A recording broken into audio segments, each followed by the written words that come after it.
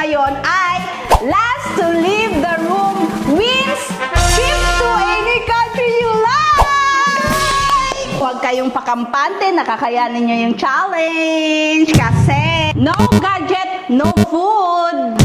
Yeah! Pag hinihintay nyo, simulan na natin ang challenge in 3, 2, 1! So, ayun, dito na tayo sa room ni Sofia. Oh, dahil dito tayo sa kwarto ko, ako yung masusunod dito ah. Hey! Uy, te! Diyan kayo sa sahig. Kami dito ni Cindy. Dito kayo sa carpet. Ano nyo na, latag nyo na. Hindi ko siya naman tayo dito. Dito na kayo sa akin.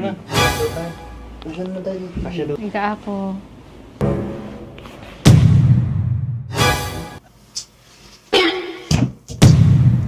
May gawin tayo. Maglaro-laro tayo. Ano kaya pwedeng nilalaro pag ayaw ko makipaglaro sa'yo?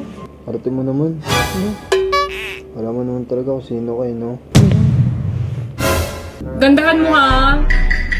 Of course! Oo naman. Pwede mo na tingnan.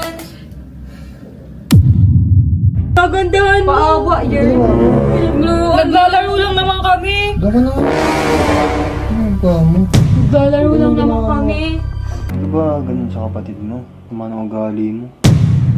Yan, pinapagalitan Bagay ka na naman ni yun Sin. sa'yo.